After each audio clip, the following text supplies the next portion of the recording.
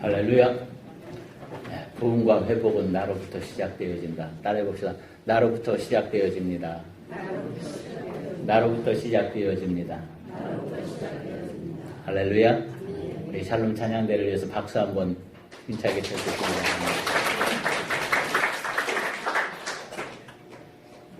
오늘 날씨가 엄청 덥습니다. 무척 더웠습니다. 지난주에도. 그렇죠? 여러분들은 안 더웠나요? 에어컨 속에 살았나요? 엄청 더웠습니다. 이열치열이라고 했죠? 더운데 더운 이야기 한 가지 여러분들에게 해드리겠습니다. 며칠 전이었습니다. 낯설은 여성 세 분이 저를 찾아왔습니다. 저는 너무 마음이 설레었습니다. 벌써 내가 여기 이사 온 지 한 3개월도 안 됐는데 나의 명성을 듣고 벌써 이렇게 새신자가 이렇게 찾아와 주었구나 라고 해서 마음이 굉장히 설레었습니다. 나는 너무 내심 흐뭇했습니다. 여러 가지 생각이 막 머릿속에 그려졌습니다. 그런데 느닷없이 나에게 삿대질을 하면서 육두문자의 기관총을 난사하는 것입니다. 막 정신이 없었습니다. 너무 기가 막혀가지고 뭘 대꾸도 할 수 없었습니다. 그냥 멍하니 있었어요.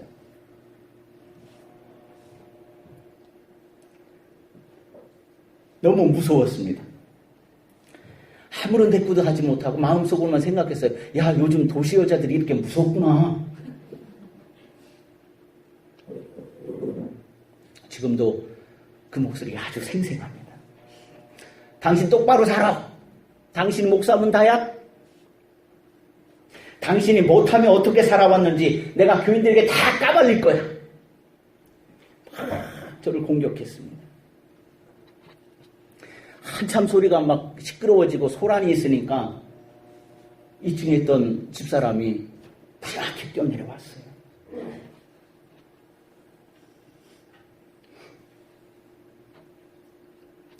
집사람이 놀라가지고 내려왔어요. 그러니까 갑자기 불똥이 아내에게 집사람에게로 옮겨갔습니다. 집사람한테 또 막 포대는 것입니다.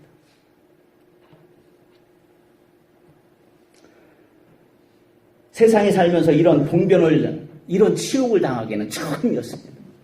25년을 목회를 하면서 제가 이러한 봉변을 당하고 이런 치욕을 당하는 것은 정말로 꿈에도 생각하지 못했었습니다. 순둥이처럼 착하기만 한 우리 집사람, 그쵸? 우리 사모 순둥이처럼 착하죠? 고개 끄덕이는 사람에게 복이 있을 것입니다.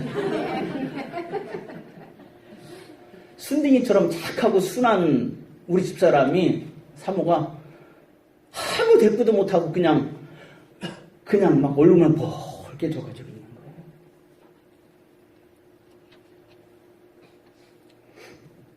다 너무 화가 났습니다. 내가 이렇게 잘못 살았나? 내가 이렇게 잘못 살았나? 너무 속이 상하고 화가 나서 도저히 참을 수가 없었습니다. 집사람을 두고 막 그렇게 비난을 하는데 내가 어떻게 감당할 수가 없었어요. 그래서 참지 못하고 그 여자의 뒷방망이에 그냥 손을 팍 후려쳤어요. 그리고 다른 여자를 발로 갖다 팍 걷어쳤어요. 속이 쿵했어요. 그러니까 그 여자가 갑자기 아야! 하면서 소리치는 거예요. 그러면서 여보 꿈 꿨어? 하면서 나를 깨우는 거예요.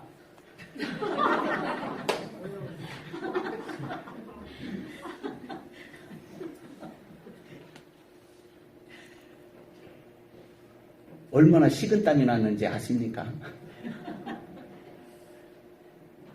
야, 내가 정말로 인생을 그렇게 살아왔나? 하면서 다시 곱씹어보고 또 곱씹어봤습니다.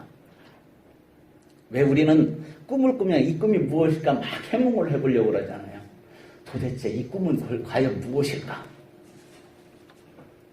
우리 집사람이 명쾌한 해몽을 해줬어요.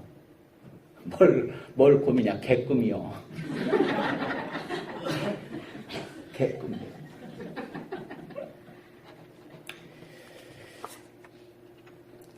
권력과 돈은요, 물질은 사람의 마음과 눈을 어둡게 만듭니다.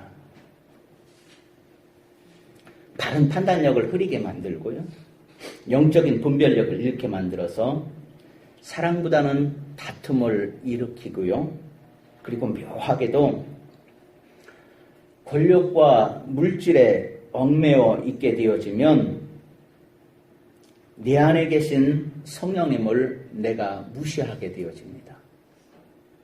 신기합니다. 그리고 성령님에 대해서 무관심하게 만듭니다. 의심과 반목을 일으키면서 내 마음에 그러한 마음으로 가득히 채워놓습니다. 성령이 있어야 될 자리를 밀어내고 누가? 나의 무관심과 그리고 방관이, 성령이 있어야 될 그 자리를 성령을 몰아내고 그 안에 의심과 반목으로 가득히 채워 넣는 경우가 허다합니다. 디모데전서 6장 10절에 보면 그렇게 말씀합니다. 돈을 사랑함이 일만하게 뿌리가 되나니. 돈을 사랑함이 일만하게 뿌리가 되나니. 1만 가지의 악이 있는데 1만 가지 악의 뿌리가 그 시작이 돈에서부터 출발한다라고 하는 것이죠. 물론 죄는 1만 가지가 아니라 더 많지만 1만 가지의 악의 뿌리가 돈이라고 그렇게 이야기를 하고 있습니다. 우리의 일상생활 속에서 일어난 모든 범죄들, 모든 악하다라고 하는 것들, 이런 것을 모두 다 찾아보면 다 근원은, 뿌리는 돈에서부터 출발하고 있다라고 하는 것을 우리는 알고 있습니다. 근데 여러분 알고 계시죠? 우리가 쓰고 있는 그 돈, 우리를 악하게 만들고 우리를 죄악 가운데 빠뜨리는 그 돈이 악한 것입니까? 권력이 악한 것입니까? 세상의 물질이 악한 것입니까? 돈도 권력도 물질에는 악이라고 하는 것이 존재하지 않습니다. 선과 악이 그들에게는 존재하지 않습니다. 그들에게는 선과 악과는 전혀 무관한 것이죠. 그것을 소유하고 있는 인간의 마음에 죄가 있기 때문에, 돈을 소유하고 있는 인간의 마음에 죄가 있기 때문에 그 돈으로 말미암아 죄를 짓게 되어진다라고 하는 것입니다. 권력을 잡고 있는 인간의 마음에 죄가 있기 때문에 그 권력을 악하게 사용한다라고 하는 것입니다.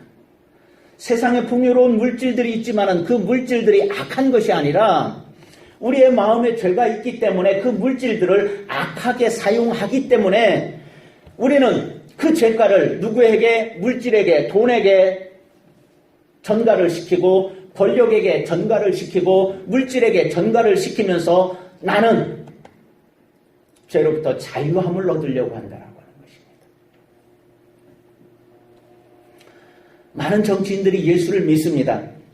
그리고 많은 사업가들이 예수를 믿습니다. 그분들 중에는 교회에서는 귀한 장로님들 참으로 많습니다. 성실하고 헌신적이고 그리고 성도들에게 지극히 존경을 받는 그러한 사람들이 참으로 많이 있습니다. 그런데 왜 그러한 분들이 권력의 중심에만 들어가면 그렇게 악해질까요? 왜 그렇게 착하고 선하고 존경받는 그러한 장로님들이 돈에 둘러싸여 있는 그러한 사업가가 되어지면 왜 그렇게 존경받지 못하고 추하고 악해질까요?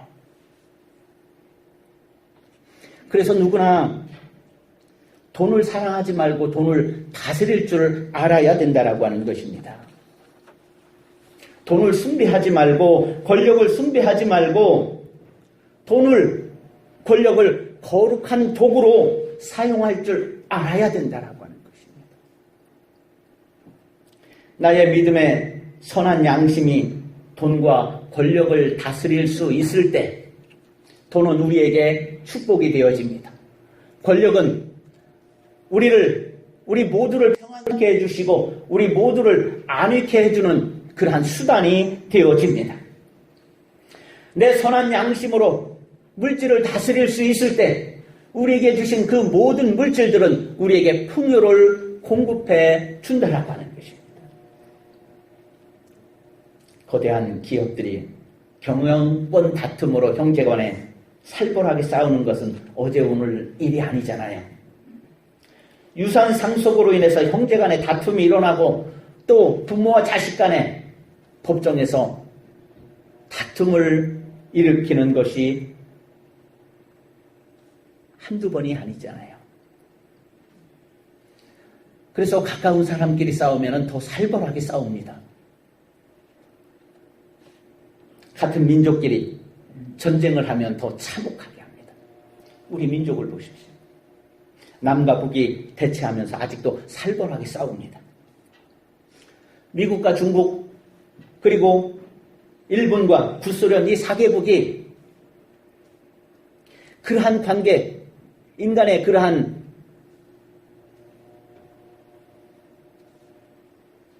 모습들을 아니면 그러한 인간의 그러한 본질이라고 해야 될까요? 그러한 것을 알고 있기 때문에 그 강대국이 우리 한반도를 이용하고 있었던 것입니다.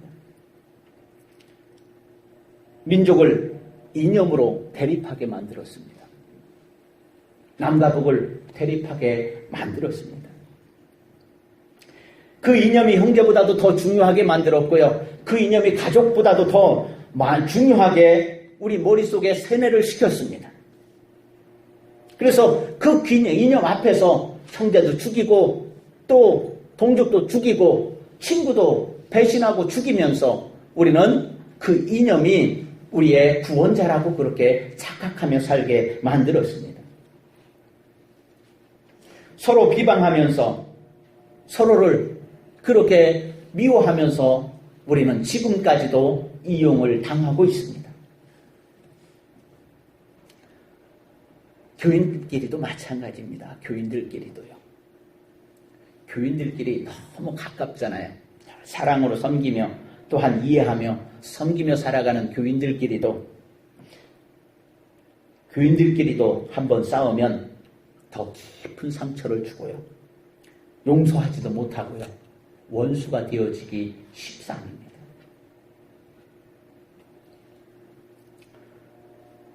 오늘 오바댜서를 가지고 여러분들에게 말씀을 함께 나눕니다. 오바댜 선지자를 통해서 하나님이 주시는 말씀입니다.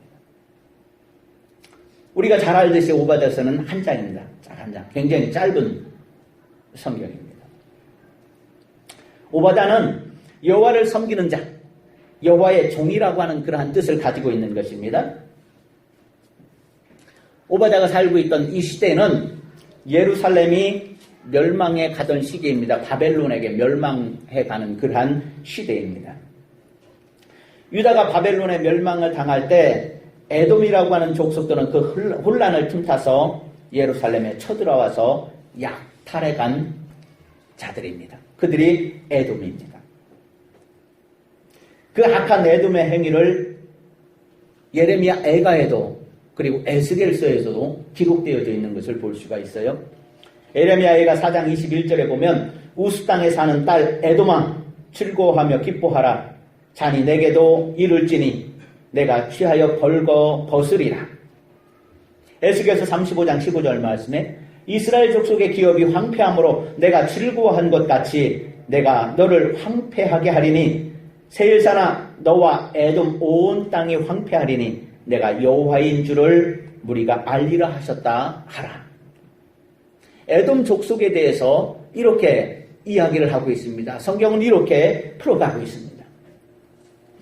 에돔은 이스라엘이 위기를 만났을 때 그것을 보며 기뻐했습니다. 그리고 이스라엘이 멸망해 가고 있는 그 상황을 틈타서 에돔에 쳐들어와서 예루살렘을 점령해버렸습니다.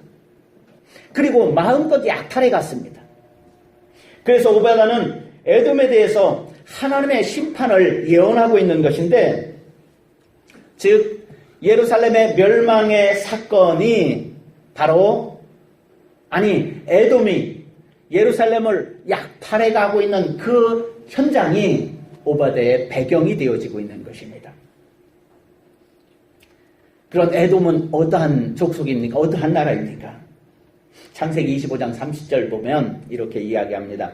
야곱에게 이르되 내가 피곤하니 그 붉은 것을 내가 먹게 하라 한지라. 그러므로 에서의 별명은 에돔이더라. 에돔은 누구라고요? 에서. 에돔 족속은 누구라고요? 에서의 후손들. 예루살렘, 이스라엘, 유다. 그래요. 유다와 에돔은 결국에는 형제지간이라고 하는 것입니다. 야곱의 후손과 에서의 후손, 에돔의 후손 둘은 형제지간이라고 하는 거예요. 그런데 유다가 야곱의 후손들이 바벨론으로부터 침공을 당해서 멸망당하고 있는 그 모습을 보면서 그 옆에 서서 에돔 족속들이 물개박수를 치고 있는 거예요. 기뻐하는 거예요. 그리고 그 순간을 틈타가지고 예루살렘에 침공해가지고 예루살렘에 있는 것들을 다 수탈해 약탈해 가는 거예요. 그리고 오늘 본 말씀에 나와 있는 것처럼 이스라엘 백성들이 바벨론을 피해서 피난을 가려고 그렇게 피난을 가는데 그 사거리에 서가지고 피난 가는 백성들 다 모조리 잡아가지고 바벨론에게 포로로 넘겨주고 있다는 것입니다. 그 모습을 보면서 하나님은 오바다를 통해서 진노하고 계시는 거예요.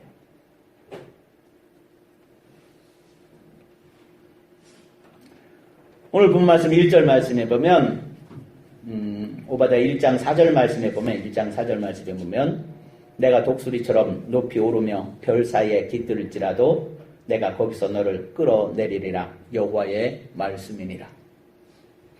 하나님께서 에돔을 어떻게 심판하신다고요?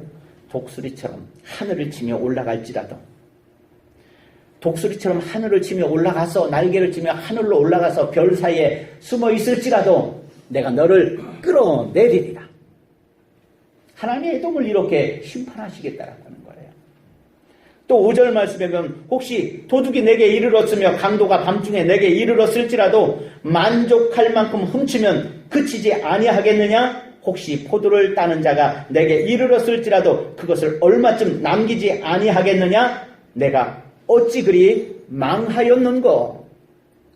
도둑이, 강도가 와도 너의 것을 모조리 다 가져가도록 내가 그렇게 심판할 것이다 라고 그렇게 말씀하고,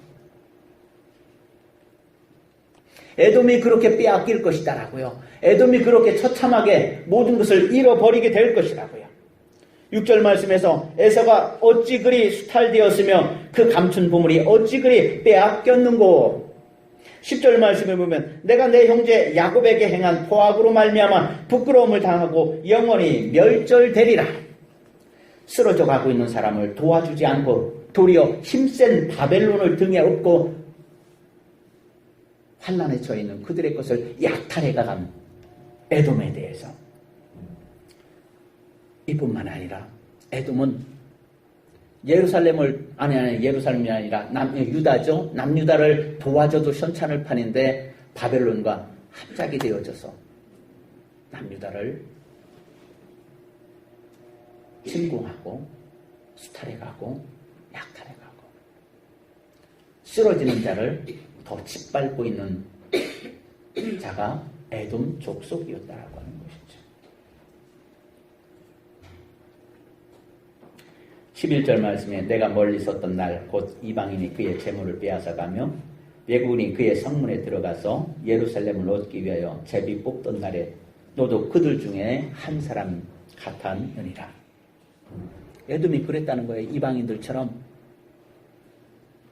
괴롭히는 사람들 편에 서서 유다를 멸망시키는데 앞장선 그러한 그러한 족속이었다라고 하는 것이죠.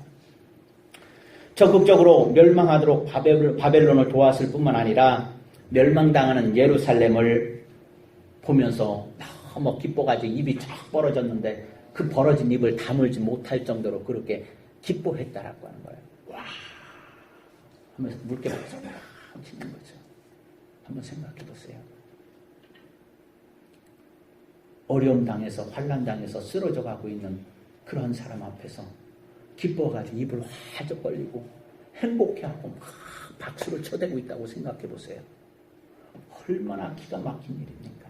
얼마나. 피신한 사람이 피신하지 못하게 갈아맞고 포로로 잡아서 원수에게 넘깁니다. 이런 악행을 보고 계신 하나님은 결코 에돔을 내버려 두지 않겠다라고 그렇게 오바댜 선지자를 통해서 예언하고 계신 거예요.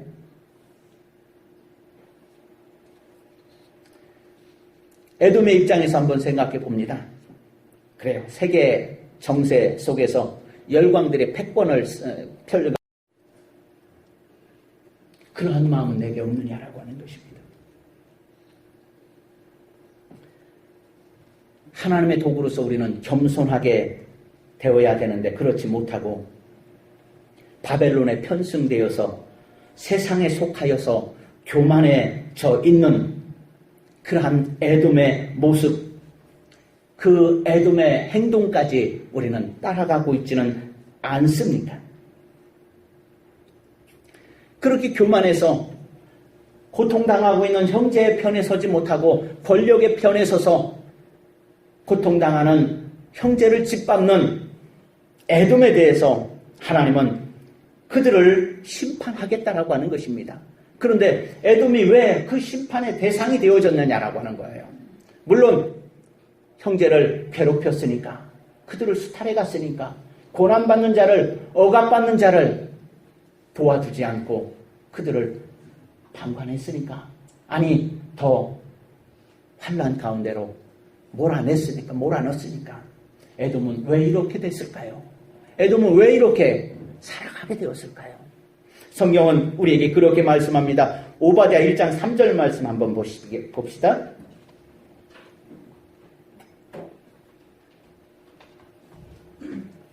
(3절) 말씀 우리 다 같이 함께 합독해 봅니다. 시작. 너희 마음의 교만이 너를 속였도다. 바위 틈에 거주하며 높은 곳에 사는 자여, 내가 마음에 이르기를 누가 능히 나를 땅에 끌어내리겠느냐 하니 너의 마음의 교만이 너를 속였도다. 결국에는요, 사랑하는 성도 여러분, 하나님은 에돔을 바라보면서 에돔의 무엇을 교만해져 있는 마음을 바라보고 있다라고 하는 것입니다. 교만해져 있는 에돔의 마음, 교만해져 있는 사람의 마음을 바라보고 있다라고 하는 것입니다. 우리가 교만해져 있으면, 우리가 교만하면 우리도 에돔처럼 이렇게 살아가게 되어진다라고 하는 거예요. 에돔처럼. 형제를 사랑하지 못하고 교만해져 있으면 형제가 잘 되는 꼴을 못 보는 거예요. 형제가 잘 되면 배가 아파가지고 밤잠이 안 오는 거예요. 왜? 교만해지면 그렇다라고 하는 겁니다. 우리가 교만해져 있으면. 교만했기 때문이다라고 하는 것, 하나님도 자신을 끌어낼 수 없을 거야 라고 그렇게 교만이 치솟아 올라 있는 그 에돔에 대해서 하나님은 심판하신다고요. 그래? 네가 한번 독수리처럼 날개치면서 하늘을 올라가서 비상해서 별들 속에 한번 숨어봐라. 내가 너희를 끌어내지 않겠는지. 사랑하는 성도 여러분, 사람이 교만해지는 것은 순식간입니다. 언제부터 언제까지 쭉 시간이 경과되면서 교만해지는 것이 아니라 늘 겸손하게 살다가도 어느 순간에 교만해진다라고 하는 거예요. 교만은 어느 순간에 나타나는 것이고 어느 순간에 드러나는 것이지, 늘 그 사람이 교만하기 때문에 교만한 그러한 인품의 소유자가 되는 것은 아니다라고 하는 거예요. 자신도 모르게 교만해진다라고 하는 거예요. 교만한 사람이 나 교만해 하면서 교만을 나타내는 사람이 있습니까? 아니에요. 그 사람이 교만한지를 모르는 거예요. 남들이 보았을 때 교만하다라고 그러지 내 스스로가 나는 교만한 사람이야. 그 사람은 교만한 사람이 아니죠. 교만해지면 다른 사람이 잘 되는 것을 받아들이지 못합니다. 특히 가까운 형제에게는 더합니다. 우리말 속담에 사촌이 땅을 사면 배가 아프다. 사촌이 땅을 사면 배가 아프다. 목사도 마찬가지예요. 목사도요. 친구들이 목회를 잘하면 배가 아프다. 친구들 교회가 부흥하면 목사도 배가 아프다. 저는 누구에게나 다 해당되어지는 말입니다.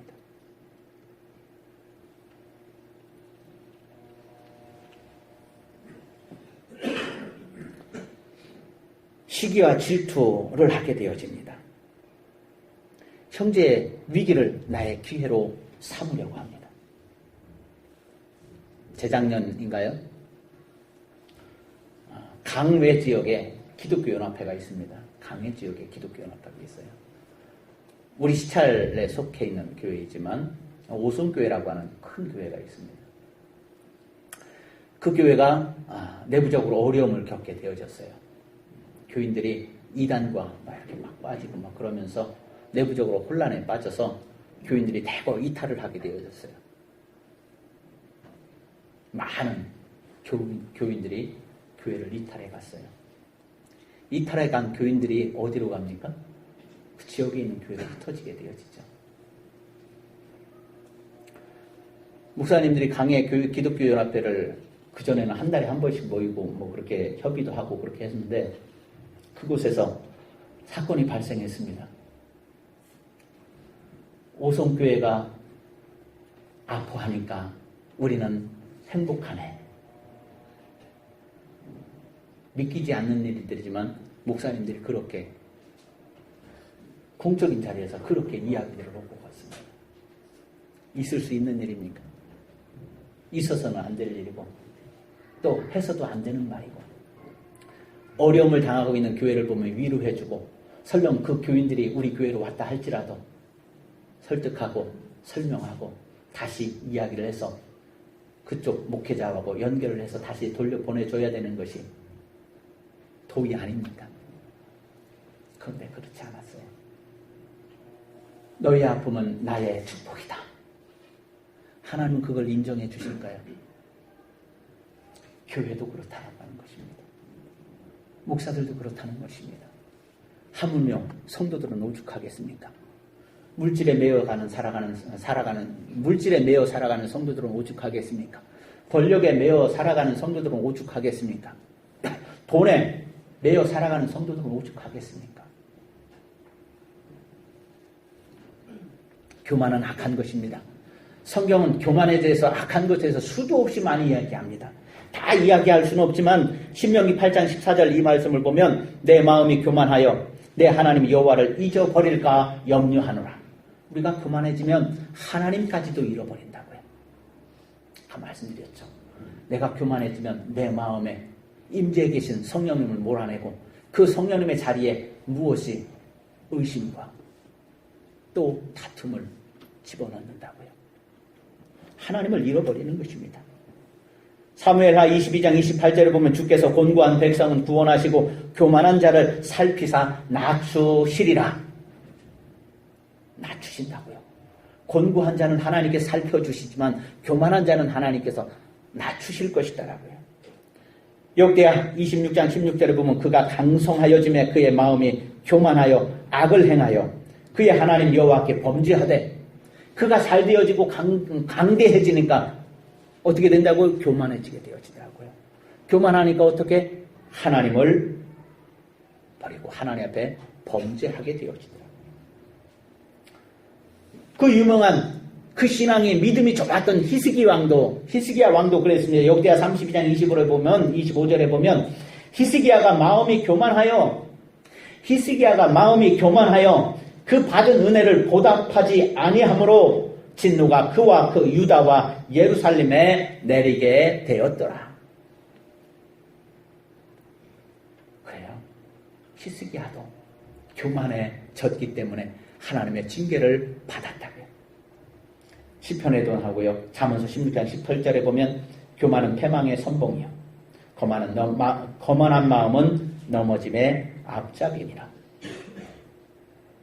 야고보서 4장 6절에 보면 그러나 더욱 큰 은혜를 주시나니 그러므로 일렀으되 하나님이 교만한 자를 물리치시고 겸손한 자에게 은혜를 주신 자 하였느니라. 하나님은 교만한 자를 물리치신다고요. 겸손한 자에게 은혜를 베풀어 주신다고요. 베드로전서 5장 5절 말씀에 젊은 자들아 이와 같이 장로들에게 순종하고 다 서로 겸손으로 허리를 동이라. 하나님은 교만한 자를 대적하시되 겸손한 자들에게는 은혜를 주시느니라. 이 말씀 외에도 성경에서는 교만으로 말미암아 하나님에게 징계를 받고 하나님의 버림을 당하고 하나님 앞에 심판을 받는 그러한 경고성 말씀들이 너무나도 많다라고 하는 것입니다. 결국 교만은 형제도 미워하고 시기하게 만들고요. 인간의 도리마저도 저버리게 된다라고 하는 것입니다. 에돔이 교만하여져서 바벨론과 짝하고서 형제를 그렇게 억압하고 수탈하고 못살게 굴어가지고 에돔은 잘 되었습니까? 아니에요. 결국에는 그 에돔도 바벨론에 속국게 되어져가지고 바벨론에게 말할 수 없는 수탈을 당하면서 살게 되어졌다라고 하는 것입니다.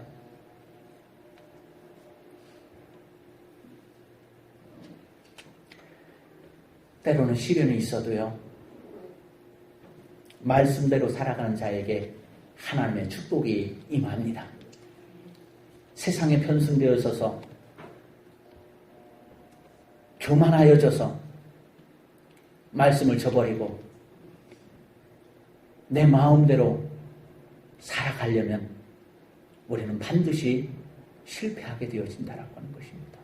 심판의 대상자가 되어진다라고 하는 것입니다.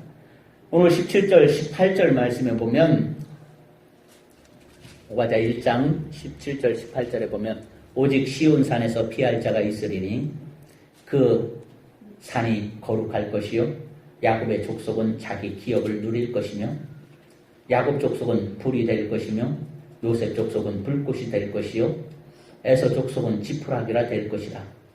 그들이 그들 위에 붙어서 그들을 불사를 것인즉 에서 족속은 남은 자가 없으리니 여호와께서 말씀하셨습니다. 아멘. 교만한 에서의 족속, 에돔의 족속들을 하나님께서는 멸하신다고요. 야곱의 족속을 세워서 에돔의 족속을 다스리게 한다고요.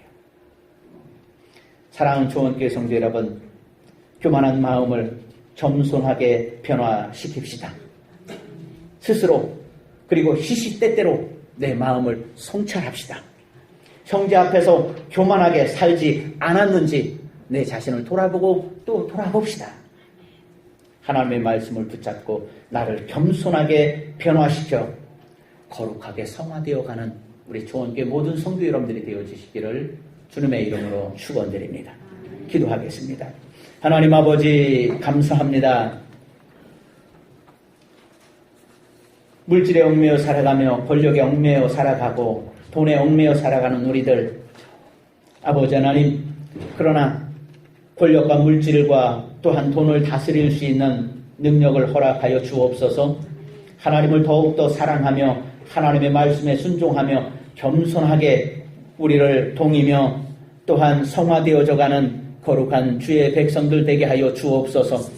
하나님이 가까이시며 하나님이 은혜를 베풀어 주시며 하나님이 세워주시며 하나님이 이끌어 주시는 하나님의 거룩한 자녀들이 되게 하여 주옵소서. 예수님의 이름